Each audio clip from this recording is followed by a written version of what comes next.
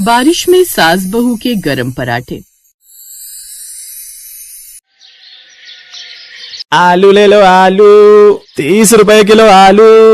भैया 20 रुपए किलो लगा लो तो 2 किलो ले लूंगी। अरे बहन जी एक ही दाम है। अरे बेकार होने से बेहतर है कम से कम सस्ता ही दे दो। तुम ठेले वाले भी ना सड़ने दोगे माल को, लेकिन ये नहीं कि सस्ते में ही बेच दे। अच्छा ठीक है बहन जी, गुस्सा ना करो, लाओ बोनी का समय है, ले जाओ।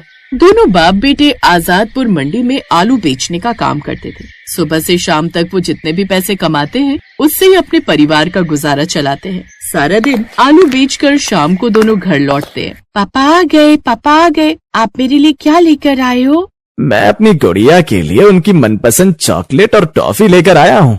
ओफो, क्या जरूरत थी बेकार ही पैसे बर्बाद करने की, और इतना मीठा खिलाएंगे ना तो इसके सारे दांत खराब हो जाएंगे। बहू एक ही तो पोती है हमारी, अब उसकी इच्छा पूरी नहीं करेंगे तो किसकी करेंगे। जा गुड़िया तो जाकर खेल। ये मेरे प्यारे दादाजी।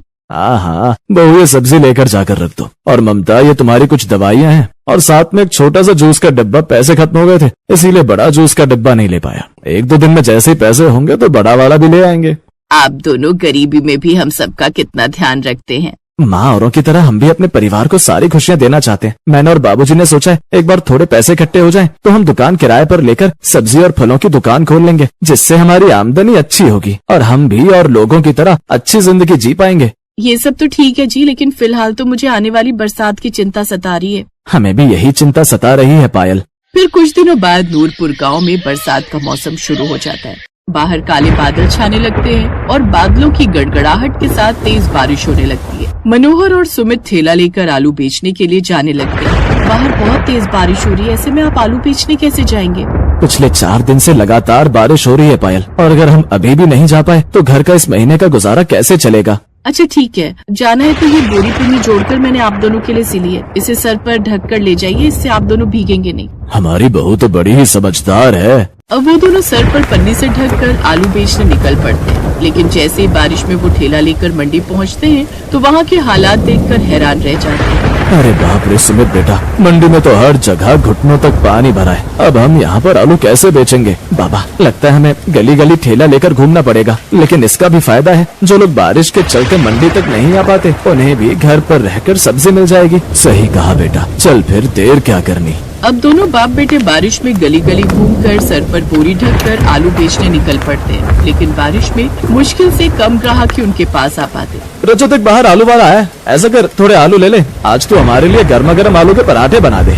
ना बाबा ना, इतनी मेहनत मुझसे नहीं होती। तुम सब आराम से बैठकर बरसात के मजे लो और मैं रसोई में तुम लोगों के लिए पराठे बनाती फिरूं। यही सोचकर अब वो आलू लेने से इनकार कर देती है, जिसे सुनकर दोनों बाप बेटे उदास हो जाते हैं। तभी आगे चलकर, माँ आज मेरे लिए गर्मा गर्म फ्रेंच फ्राइज बना दो ना। भैया 2 किलो आलू पकड़ा जाना। जी बहन जी। उस भारी बरसात में भी मुश्किल से उनके वही 2 किलो आलू ही बिकते, जिससे मायूस होकर वो लोग घर लौट आते। ऐसे अगले कुछ दिनों तक बारिश और भी बढ़ती जाती है, साथ ही घर में अब राशन पानी की भी दिक्कत होने लगी थी। बारिश की वजह से हर जगह पानी इकट्ठा होने पर अब दोनों बाप बेटे काफी दिनों तक आलू बेचने के लिए बाहर नहीं जा पाए, जिसके चलते उनके धीरे धीरे हालात काफी खराब होने लगते हैं। वहीं हाथ में पैसा न होने पर उन सबको हर रोज आलू की चीज ही खानी पड़ती है। बहू आलू का कुछ और नहीं बन सकता है क्या? माँ जी कुछ और बनाने के लिए उतना सामान भी तो लगेगा, घर में बस आलू आटा और कुछ बचे कुचे मसाले ही हैं। अब मैं उनसे और क्या ही बनाऊं? माँ आलू का पराठा बना लो ना। आलू का पराठा खाए हुए हम लोगों को काफी समय हो गया है और सबको कुछ नया खाने को भी मिल जाएगा। अरे वाह, मेरी गुड़िया ने तो कितना अच्छा आइडिया दिया है। सच में बहू बड़े दिन हो गए, और बरसात में तो गर्मा गर्म आलू के पराठे और पुदीने की चटनी खाने को मिल जाए तो मजा ही आ जाए। अपनी बेटी की बात को सुनकर पायल ऐसा ही करती है और जल्दी से चूल्हे पर आलू को उबाल लेती है और अब सभी को गर्मा गर्म आलू के पराठे बनाकर खिलाती है, साथ में पुदीने की चटनी और गर्मा गर्म चाय भी। वाह बहू, तुमने तो बढ़िया आलू के पराठे बनाए हैं। बहू मजा आ गया। अगर पहले पता होता कि मेरी बहू इतने अच्छे आलू के पराठे बनाती है तो मैं तो भाई रोज नाश्ते में आलू के पराठे ही खाता। वैसे बहू अगर इतने अच्छे आलू के पराठे भी इस बारिश के मौसम में कोई बेचेगा तो वो कितने पैसे कमा लेगा? कोई और क्यों बेचेगा? हम लोग भी तो इस आलू के पराठे को बेच सकते हैं, क्यों माँ जी? इससे हमें अच्छे खासे पैसे भी कमा सकते हैं। तुम दोनों कुछ भी ख्याली पुलाव मत बनाओ। इस बारिश के मौसम में आलू के पराठे खाने के लिए कौन आएगा? लोग अपनी जरूरत का सामान लेने तो बाहर निकल नहीं रहे। उन सब की बातें सुनकर पायल को थोड़ा हौसला तो आता है, लेकिन साथ ही वो घबरा भी रही थी कि अगर कोई ग्राहक नहीं आया तो। ऐसे कुछ दिन बीत जाते हैं। घर में आर्थिक तंगी बढ़ने लगी थी। फिर एक रोज धीमी बारिश होने पर मनोहर और सुमित फिर से आलू बेचने निकल जाते हैं। तभी पीछे से घर में पायल अपनी सास से कहती है, माँ जी क्यों ना हम आज आलू के पराठे बेचे। हमारे पास जो स्टोव रखा है उसी पर गर्मा गर्म आलू के पराठे और चाय हम यहीं घर के आंगन में टपरी लगाकर बेचते हैं। देखिए माँ जी, अगर हम सब साथ में मिलकर काम करेंगे तभी घर के हालात सुधर सकते हैं। आइडिया तो अच्छा है बहू, चल पहले हम पुराना टेबल लगाकर और टपरी बनाकर तैयारी कर लेती हैं। दोनों सास बहू आंगन में टपरी लगाकर उस पुराने लकड़ी के बड़े से मेज पर स्टोव और कुछ बर्तन रख लेती हैं। पायल अंदर चूल्हे पर आलू उबालकर उसका मसाला बनाकर तैयार कर लेती है। फिर बाहर आकर वो गर्मा गर्म आलू के पराठे और चाय बनाकर बेचने लगती है। आइए आइए और गर्मा गर्म आलू के पराठे खाइए, इस बारिश के मौसम में पहले कभी नहीं खाए होंगे। दोनों सास बहू काफी देर तक लोगों को आवाज लगाती हैं, लेकिन कोई भी उनके आलू के पराठे खाने के लिए नहीं आता। ऐसे 3 दिन हो जाते हैं। चौथे दिन जब वो निकल रही थी तो सास कहती है, बहू 3 दिन हो गए लेकिन अभी तक किसी ने हमसे आलू के पराठे नहीं खरीदे। माँ जी आज एक आखिरी बार हम पराठे बेचने के लिए जाते हैं, अगर बिके तो ठीक, वरना कल से हम लोग नहीं जाएंगे। दोनों सास बहू एक बार फिर से हल्की हल्की बारिश में आलू का पराठा बेचने के लिए खड़ी हो जाती हैं कि तभी उनकी आवाज सुनकर एक औरत घर से बाहर निकलती है। अरे वाह आलू पराठे वाली, जरा 2 आलू के पराठे तो लगाना, सुबह सुबह ही गैस खत्म हो गई, जल्दी से लगा दो, बहुत जोरों की भूख लगी है। पायल जल्दी जल्दी अब 2 आलू के पराठे बनाती है जो उसे काफी ज्यादा पसंद आता है। अरे वाह क्या आलू के पराठे बनाए, लाजवाब। तभी एक ग्राहक आदमी वहाँ आता है। अरे बहन इतनी तारीफ कौन करता है आलू के पराठों की, वैसे ही तो होंगे जैसे घर पर बनते हैं। भाई साहब एक बार खाकर तो देखो, अपने आप सब समझ जाएंगे। उसके कहने पर वो ग्राहक आदमी धीमी धीमी बरसात में खाकर देखता है तो खुश हो जाता है। वाह वाह ये तो सच में बहुत बढ़िया आलू के पराठे हैं। ऐसे आलू के पराठे तो मैंने आज तक नहीं खाए, और ऊपर से बारिश के मौसम में इसका स्वाद 2 गुना हो गया। एक काम करिए, आप मेरे लिए 6 आलू के पराठे पैक कर दीजिए। गर्मा गर्म चाय के साथ अपने घर पर अपने बीवी बच्चों के लिए भी लेकर जाऊंगा तो वो भी खुश हो जाएंगे। जी बस अभी कर देती हूँ। उन दोनों सास बहू के आलू के पराठे की खुशबू हर जगह फैलने लगी। उन दोनों औरतों को सास बहू के आलू के पराठे की इतनी तारीफ करती देख गली में अब काफी सारे लोग उनसे आलू के पराठे लेने लगते, जिससे वो एक दिन में काफी अच्छी कमाई कर लेती हैं और शाम तक ही 1200 रुपए आलू पराठे बेचकर ही कमा लेती हैं। और धीरे धीरे उनका काम काफी ज्यादा बढ़ गया। अब उन्होंने जो थोड़ी बहुत बचत की उससे एक दुकान किराए पर ले ली, जिसमें अब मनोहर और सुमित भी उसकी मदद करने लगे। उनकी गरीबी के दिन अब दूर हो गए।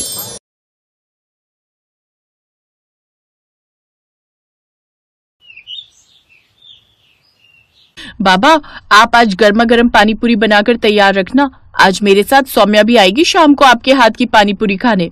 हाँ हाँ लाडो, आज तुम दोनों सहेलियां कॉलेज से लौटते वक्त मेरे ठेले में आना, मैं तुम दोनों के लिए गर्मा गर्म पानी पूरी बनाकर खिलाऊंगा। हाँ मेरे प्यारे बाबा। रीना खुशी खुशी बस पकड़कर कॉलेज चली गई। कॉलेज में सौम्या को भी उसने ये बात बताई तो वो भी बड़ी खुश हुई। हाय हरिया काका के हाथ की गर्मा गर्म पानी पूरी तो मुझे भी बहुत पसंद है। गर्मा गर्म पानी वो तो मैं भी खाऊंगी, वो तो मुझे भी बड़ी पसंद है, मैं भी चलूंगी खाने। ठीक है फिर तुम दोनों चलना। शाम को रीना अपनी दोनों सहेलियों के साथ अपने बाबा के ठेले पर आ जाती है। हरिया बीच बाजार में गर्मा गर्म पानी पूरी बनाकर बेचता था। इस तरह की पानी पूरी शहर में कोई नहीं बेचता था, इसलिए कुछ अलग नाम सुनकर सभी उसके ठेले पर पानी पूरी खाने जरूर आते। धीरे धीरे रीना भी अपने बाबा से गर्मा गर्म पानी पूरी बनाना सीख गई। ऐसे ही समय बीतता जाता है। कॉलेज की पढ़ाई खत्म करने के बाद दोनों अमीर सहेलियां पढ़ाई करने के लिए बैंगलोर चली जाती हैं और इधर अब रीना के बाबा की तबीयत ठीक नहीं रहती, जिस कारण अब वो ये अपने बाबा का काम संभाल लेती है। वो सारा दिन ठेला यहाँ से वहाँ लेकर पानी पूरी बेचती और गर्मा गर्म पानी पूरी ठेले पर बनाकर आने वाले ग्राहकों को खाने को देती। गर्मा गर्म पानी पूरी खाओ, गर्मा गर्म पानी पूरी एक बार खाओगे बार बार आओगे, आइए आइए गर्मा गर्म पानी पूरी। कुछ साल और बीत गए और अब निधि और सौम्या की शादी 2 सगे भाइयों से हो गई। उनके पति भी अमीर घर से ही थे। वो दोनों उन दोनों का खूब ख्याल रखते। इधर रीना को अपनी दोनों सहेलियों की याद तो आती, लेकिन उसके पास उन दोनों का फोन नंबर भी नहीं था कि वो उनसे कांटेक्ट कर सके। कुछ समय बाद रीना भी अपने बाबा के इलाज के लिए दिल्ली आ जाती है। अब वो वहीं एक झोपड़ी में रहकर अपने माँ बाबा दोनों का ख्याल रखती। साथ ही अपनी गर्मा गर्म पानी पूरी का ठेला लगाती। इधर निधि और सौम्या के पतियों का ट्रांसफर भी दिल्ली हो जाता है। फिर एक रोज, सौम्या चलो, आज मैं तुम सबको पानी पूरी खिलाने ले चलता हूँ। तुम सबको तो पता ही है दिल्ली खाने पीने के लिए कितनी मशहूर है। हाँ, फिर तो सभी चलते हैं, बड़ा मजा आएगा। वो सभी सुखीराम पानी पूरी वाले की पानी पूरी खाने खान मार्केट चले जाते हैं, जिसे खाकर सौम्या कहती है, मुझे तो यहाँ की पानी पूरी बिल्कुल पसंद नहीं आई। हाँ सौम्या, और खाकर तो देखो। सौम्या बिल्कुल ठीक कह रही है, वो स्वाद नहीं है इसमें, हमें नहीं खानी और पानी पूरी। पानी पूरी तो हरिया काका और हमारी दोस्त रीना बनाती है, लेकिन पता नहीं अब वो कहाँ है। कमाल है, इतनी बढ़िया तो है।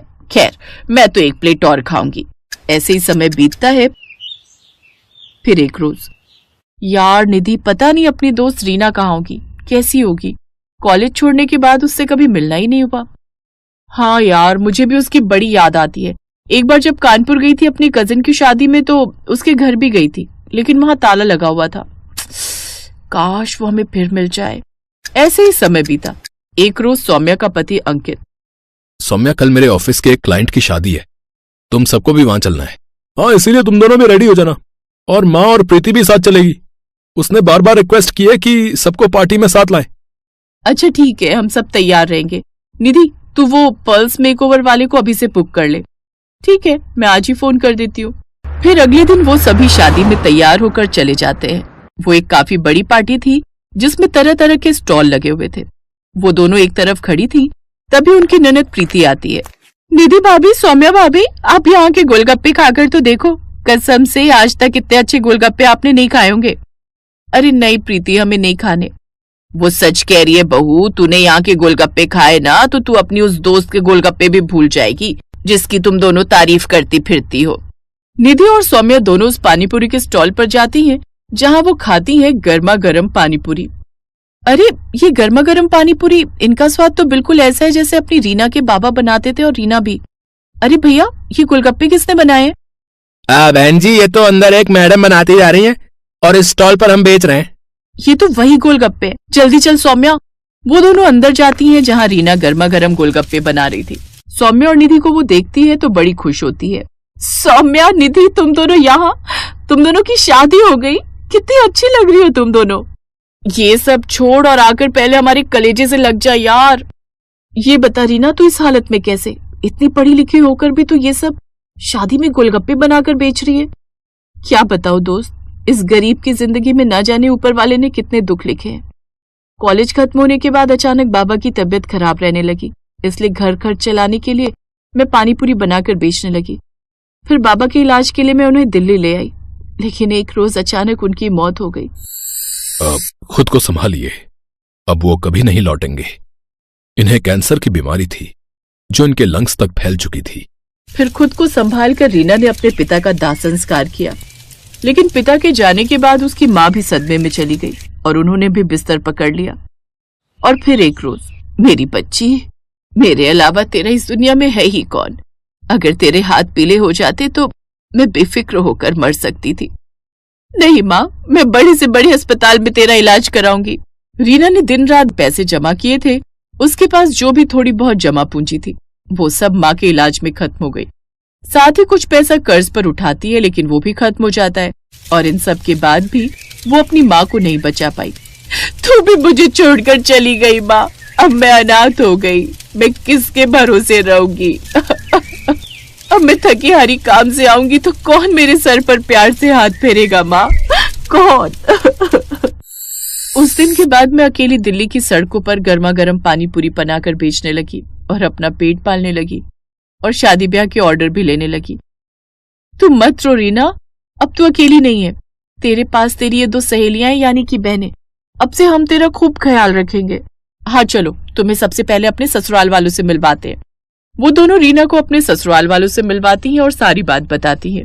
अब वो सौम्या को अपने घर में ही रहने के लिए कमरा दे देते हैं। साथ ही उसके लिए एक बड़ी दुकान भी खुलवा देते हैं जिसमें वो गर्मा गर्म पानी पूरी बनाकर बेचती है। अब उसका काम और भी अच्छा चलने लगता है और कुछ ही दिनों में वो खुद का रेस्टोरेंट खोल लेती है। फिर कुछ समय बाद अंकित के एक दोस्त को रीना पसंद आ जाती है और वो उससे शादी कर लेता है और अब रीना भी खुशी खुशी अपनी जिंदगी जीती है।